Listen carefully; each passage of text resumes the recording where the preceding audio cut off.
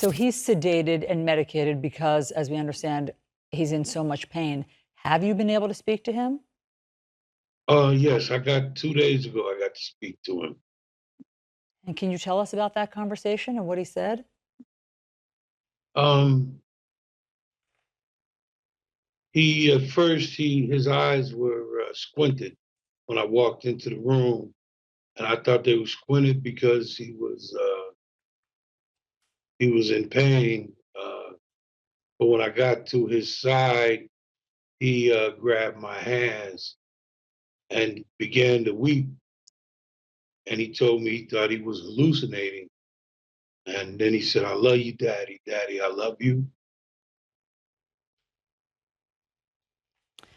Yeah, it must be so hard to see him in this condition.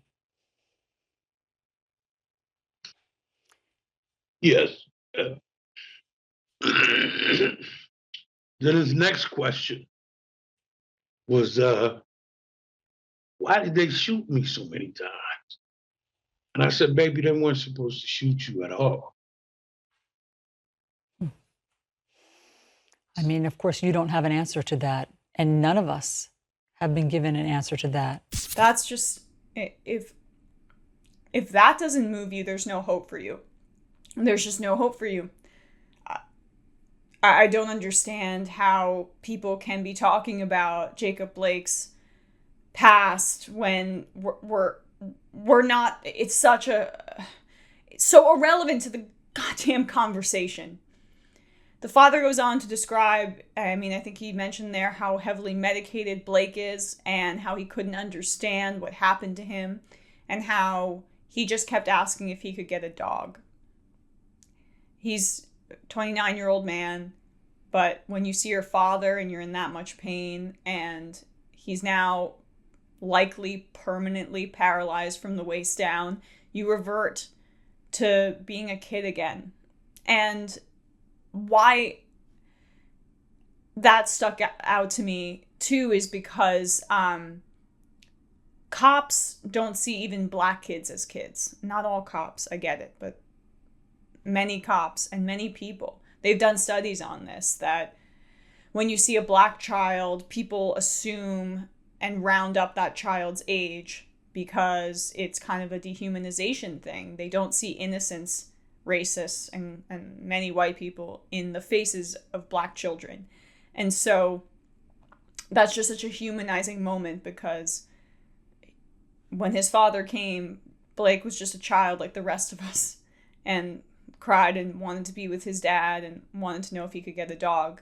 And of course, the most angering aspect is that Blake is currently shackled to his hospital bed as if he's the one who committed the crime, when it was an attempted murder by police against him.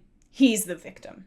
Jacob Blake, the 29-year-old who was shot 7 times by a Kenosha, Wisconsin police officer on Sunday, is shackled to his hospital bed despite being unable to walk and being heavily medicated, with no clarity on whether or why he might be under investigation, his father revealed on Friday.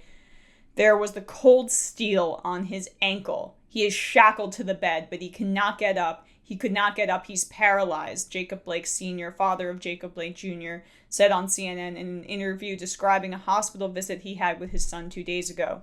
Lawyers acting for the Blake family have said Jacob Blake has damaged spinal cord, spine, stomach, kidneys, and liver, and lost most of his colon and has no bowel or genital function. Blake said he did not know why his son was shackled, saying, "I guess he's in custody, I don't know." The family lawyer, Ben Crump, said there is no explanation for this. The explanation is we're sick. We're sick.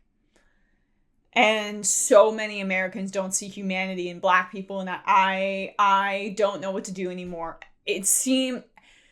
What gets me so much is that these cops, despite this outpouring, despite this immense spotlight on policing, still did this. They still did this.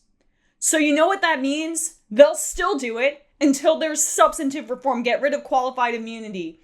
Defund the police. Make sure that police funding is allocated to actual resources that can help people, that can respond to these situations.